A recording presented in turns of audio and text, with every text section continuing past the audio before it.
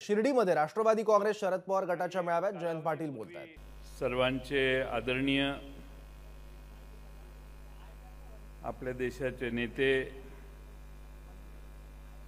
आणि ज्यांच्या नेतृत्वाखाली उभी 25 वर्ष आपल्या पक्षाने महाराष्ट्रात शाहू फुले आंबेडकरांचा विचार वाढवण्याचं काम केलं, ते आदरणीय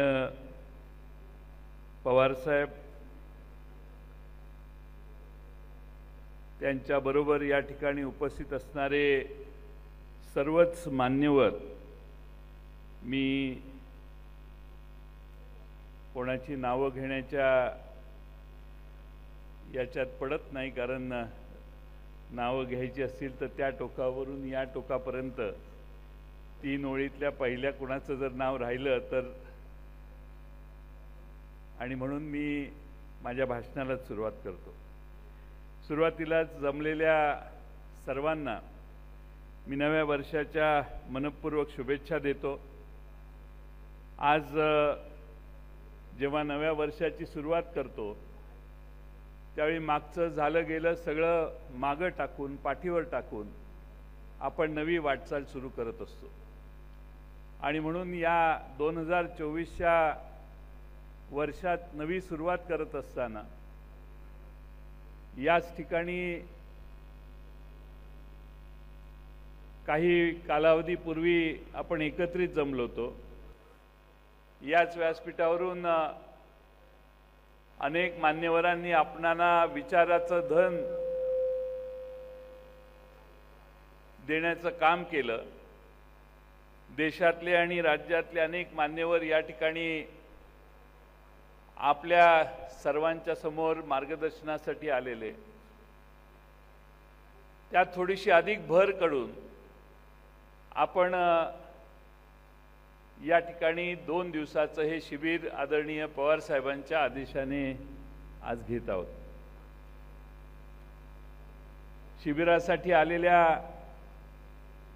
सगळ्यांची बऱ्यापैकी व्यवस्था झालेली असेल, फक्त थोडंसं पास घेण्यासाठी थोडीशी झुंबड उडल्यामुळे पास वाटप करणारे थोडेसे अडचणीत आले।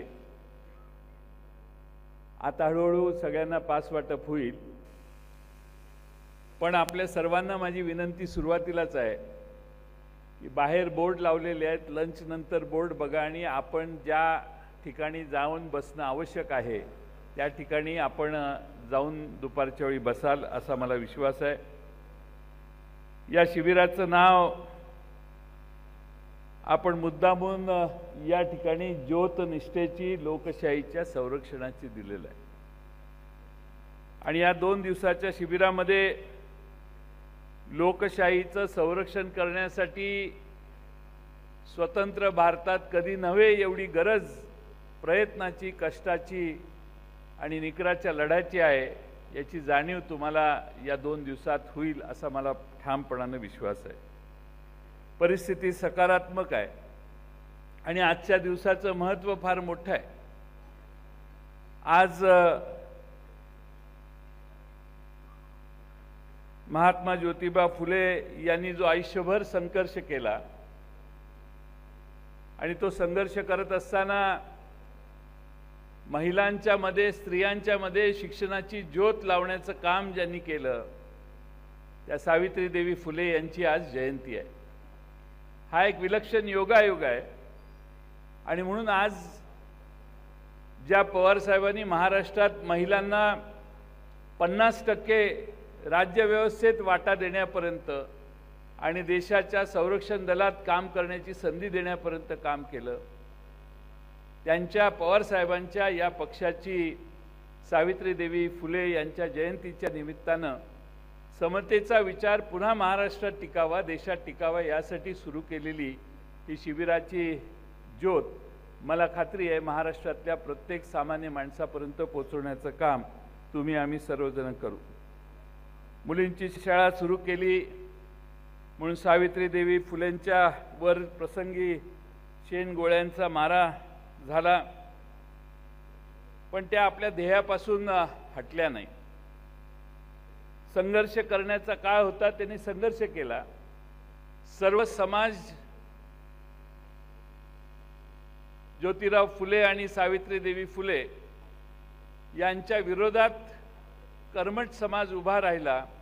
त्यावेळी त्या सगळ्यांच्या विरोधात तोंड देऊन सावित्रीदेवी फुले यांनी आपलं कार्य कायम चालू ठेवलं. आपल्या देखील काळात आपल्या समोर भविष्य काळात संघर्ष उभा राहिलेला आहे.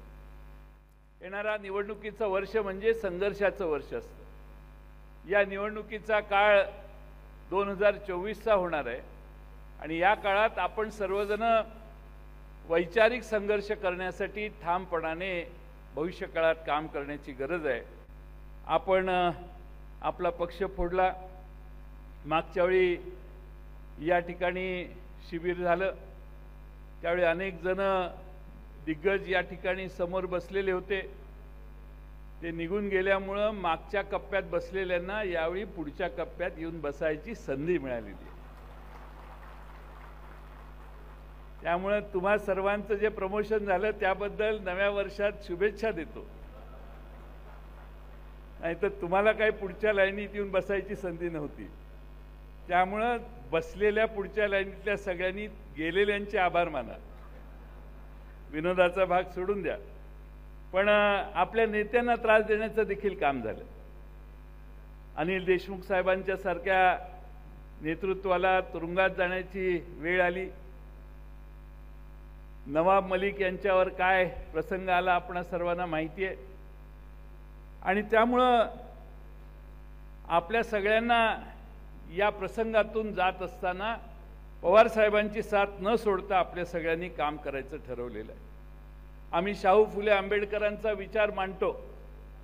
पवार साहेबांनी तर उभ्या आयुष्यात हा प्रयत्न केला आणि हा प्रयत्न करत असताना ज्या छत्रपती शिवाजी महाराजांनी आपल्या सगळ्यांच्या स्वाभिमानाची ज्योत पेटवली, ज्या महात्मा ज्योतिराव फुले आणि क्रांतिज्योती सावित्रीदेवी फुले यांनी ज्ञानाची ज्योत पेटवली, छत्रपती शाहू महाराजांनी समतेची ज्योत पेटवली आणि पुण्यश्लोक अहिल्यादेवी होळकर यांनी अस्मितेची ज्योत आपल्या मनात पेटवली. या सर्व महापुरुषांचा आदर्श घेऊन डॉक्टर बाबासाहेब आंबेडकरांनी घटनेची चौकट आखली. आम्ही शाहू फुले आंबेडकर का म्हणतो तर शाहूंनी आरक्षणाचा विचार या देशात भारतवर्षात नव्हे जगात कदाचित पहिल्यांदा मांडला. मागं राहिलेल्या पुढं येण्यासाठी आरक्षण दिलं पाहिजे ही शाहू महाराजांनी भूमिका मांडली. समाजात अनेक घटक मागं राहिलेले हजारो वर्षाच्या चातुर्वर्णात अडकलेले जे आहेत त्यांना पुढे येण्याची संधी दिली पाहिजे हे शाहू महाराजांनी मान्य केलं. आणि त्यानंतर महात्मा ज्योतिराव फुले यांनी नुसता जातीभेद नाही आहे तर स्त्री पुरुषांचा देखील समाजात भेद आहे, त्या बहिणीला आपल्या पुढे आणण्याचं काम आपण केलं पाहिजे हा विचार दिला. या समतेचा आणि आरक्षण मानणाऱ्या छत्रपती शाहू महाराजांचा विचार हा घटनेच्या चौकटीत बसवण्याचं महान काम डॉक्टर बाबासाहेब आंबेडकरांनी केलं. म्हणून डॉक्टर बाबासाहेब आंबेडकरांना आपण महामानव म्हणतो. आणि या तिघांचा विचार घेऊन महाराष्ट्रात आपण काम करायचं आहे. तो काम करत असताना आपल्याला राष्ट्रवादी काँग्रेस पक्षाला ही पुरोगामी विचाराची ज्योत पेटवत राहायचं आहे. आणि म्हणून या निमित्तानं 2 दिवसात आपल्याला विविध वक्त्यांचं मार्गदर्शन मिळणार आहे. मला मुद्दामून या ठिकाणी आपल्या सगळ्यांचा विश्वास मला आहे की या 2 दिवसाच्या शिबिरात आपल्याला अनेक विचार आपल्या समोर येतील. देशातली परिस्थिती सांगण्याचं काम या निमित्तानं होईल. आपण सगळ्यांनी याची नोंद करा विचारांची आणि मुद्द्यांची. आपण कमी कुठं पडतोय तर आपण बोलण्यात कमी पडतोय. आपण बोलण्यात कमी पडतोय कारण समोरच्या बाजूने जाहिरात प्रचंड आहे आणि जाहिरात प्रचंड असल्यामुळे आपण बोललेलं सगळीकडे दाखवलं जात नाही किंवा ऐकलं जात नाही. आपला समज असतो कोणच ऐकत नाही पण लोक ऐकत असतात.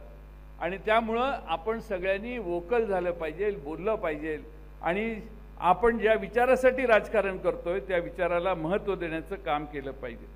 आणि म्हणून हा विचार कानाकोपऱ्यात महाराष्ट्राच्या पोचवण्याची जबाबदारी घेऊन या 2 दिवसात आपण या ठिकाणाहून जाऊ. मला खात्री आहे की आता जसं निवडणुका जवळ यायला लागल्यात तसे आपण घराघरात राष्ट्रवादी हा प्रयत्न सुरू केला. काही मतदारसंघात घरोघरी राष्ट्रवादीचा प्रयत्न काही कार्यकर्त्यांनी प्रामाणिकपणाने घराघरापर्यंत जाऊन पोचवला. काही ठिकाणी कमी काम झालं, काही ठिकाणी जास्त काम झालं. त्यात सर्व ठिकाणी समानता येण्याचं काम आणण्याचं काम आपण सगळ्यांनी करायचं आहे. त्याचबरोबर शेतकऱ्यांचा आक्रोश मोर्चा महाराष्ट्रात काही ठिकाणी आपण काढला. आमचे डॉक्टर अमोल कोल्हे यांनी तर शेतकऱ्यांचा आक्रोश मोर्चाचा प्रचंड मोठा दौरा त्यांच्या मतदारसंघात पुणे जिल्ह्यात केला. त्यालाही उत्स्फूर्तपणाने प्रतिसाद मिळाला. आज आमच्या डॉक्टर अमोल कोल्हेंच्या सारख्या एका प्रामाणिक खासदारांना शिवछत्रपतींचा आणि शंभू महाराजांचा इतिहास ज्यांनी खऱ्या अर्थाने घराघरापर्यंत पोहोचवला त्या डॉक्टर अमोल कोल्हेंना पाडण्याचा विडा आता काही जण उचलायला लागलेले. आणि त्यामुळं जोपर्यंत छत्रपती शिवाजी महाराजांचा आणि आई भवानीचा आशीर्वाद आपल्या मागे आहे तोपर्यंत डॉक्टर अमोल कोल्हे डरने की बात नाही. सगळा पक्ष ताकदीनं तुमच्या मागे उभा राहील. आणि म्हणून आपण या निवडणुका जात असताना आपला कार्यकर्ता विचारावर आधारित राहायला पाहिजे. पवार साहेबांनी हा पक्ष एका वैचारिक भावनेतून निर्माण केला, पण फार काळ आम्ही सत्तेत राहिल्यामुळं विचारांकडे दुर्लक्ष झालं आणि सत्तेकडे जास्त आपलं लक्ष गेलं. सत्तेत असताना विचारावर जोर द्यायला पाहिजे ही भावना आमच्या मनात कमी प्रमाणात शिवली. आणि त्यामुळं विचार काय आहेत हा विचार न घेता काही लोक दुसऱ्या विचाराकडे आमच्या पक्षातून गेली. पण आपण मात्र सगळे पवार साहेबांना साथ देत ठामपणानं आज या ठिकाणी काम करताय. आपलं काम इतरांपेक्षा सोपं आहे. आपल्याला फार यंत्रणेची गरज नाही. आपण सत्तेत बसणाऱ्यांच्या चुका काय आहेत, देशातली महागाई, देशातली बेकारी, देशातल्या ज्या घटना मागच्या काळात घडल्या त्याच्यावर लक्ष केंद्रित करून लोकांना त्याची समज देण्याचं काम आपण जर केलं तर मला वाटतं की सत्ताधाऱ्यांच्या चुका जनतेसमोर मांडल्या तर जनता सुज्ञ आहे. जनता आपला निर्णय घेत असते. आपण मात्र जनतेपर्यंत पोचण्यासाठी आपण सगळ्यांनी ताकदीनं काम केलं पाहिजे. फुले, शाहू, आंबेडकर यांचा विचार महाराष्ट्राने कायम स्वीकारलेला आहे. तो कधी त्यांनी टाळलेला नाही. यावेळी देखील आपल्या सर्वांच्या आशीर्वादाने हा विचार पुन्हा ताकदीनं लोकांच्यापर्यंत पोहोचवण्याचं काम आपण करू. बरेच भाषणं होणार आहेत त्यामुळे मी माझं भाषण लांबवत नाही. या ठिकाणी आपल्याला मी पासेसचं सांगितलं. जेवणाच्या वेळी पुन्हा बाहेर पासेसचं टेबल ठेवणार आहेत. ज्यांना पास मिळालेले नसतील, ज्यांनी स्वतःचा पास गडबडीत घेतलेला असेल त्यांनी आपला जो काही पास असेल तो बाहेर जेवणाच्या वेळी टेबलं मांडली जातील त्यावेळी पासेस घ्यावेत आणि त्या कॅटेगरीच्या दालनात आपण सगळ्यांनी जाऊन बसावं अशी माझी एक विनंती आहे. आज अंगणवाडीच्या सेविकांनी मुंबईमध्ये आंदोलन पुकारलेलं आहे. आझाद मैदानात हजारोच्या संख्येनं अंगणवाडी सेविका आज सावित्रीदेवी फुले यांच्या जयंतीच्या निमित्तानं त्या ठिकाणी बसलेल्या आहेत. त्यांना देखील त्यांनी आम्हा सगळ्यांना बोलवलेलं, पण आज हे शिबिर या ठिकाणी असल्यामुळे त्यांना देखील या व्यासपीठावरून राष्ट्रवादी काँग्रेस पक्षाच्या वतीनं मी पाठिंबा देतो, त्यांच्या मागण्यांना पाठिंबा देतो.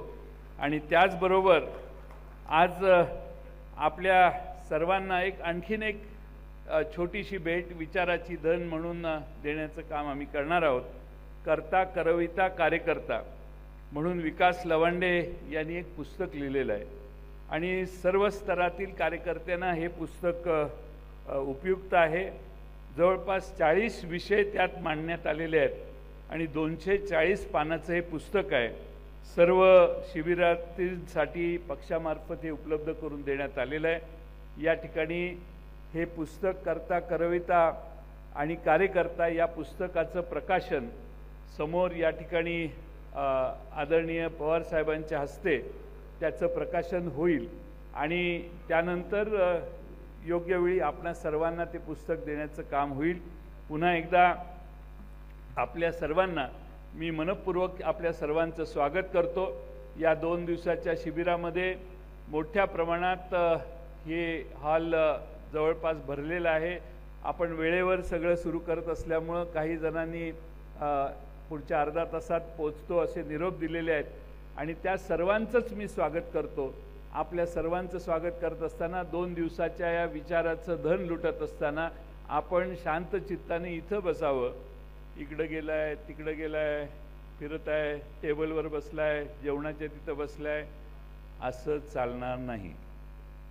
आता या पक्षात शिस्तबद्ध पद्धतीनं आपण पवारसाहेबांना साथ द्यायला पूर्ण ताकदीनं काम करायचं असेल तर इथं मांडलेले विचार जनतेपर्यंत पोहोचवण्याचं काम तुम्हा सर्वांच्याकडून व्हावं एवढीच अपेक्षा या ठिकाणी व्यक्त करतो आणि पुन्हा सर्वांचंच स्वागत करतो. सगळ्या VIP मान्यवर नेत्यांनाही माझी विनंती की पूर्ण वेळ शिबिरात आपण सगळ्यांनी बसायचं आहे आणि या ठिकाणी जाताना किती शिल्लक राहिले याची नोंद ठेवायची व्यवस्था आपण केलेली आहे.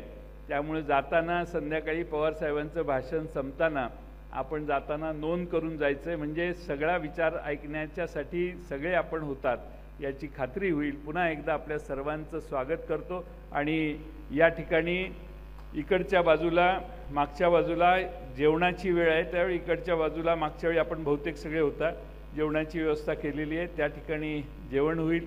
पुन्हा वेळेत सांगितलेल्या वेळेत इथे येऊन बसा, कारण आज आपल्याला अतिशय उत्तम भाषणं होणार आहेत. वेळ कमी आहे, वेळेत आपल्याला हे सगळं करायचं आहे आणि म्हणून आपण सगळ्यांनी सहकार्य द्यावं ही विनंती करतो. धन्यवाद. ABP माझा, उघडा डोळे बघा नीट.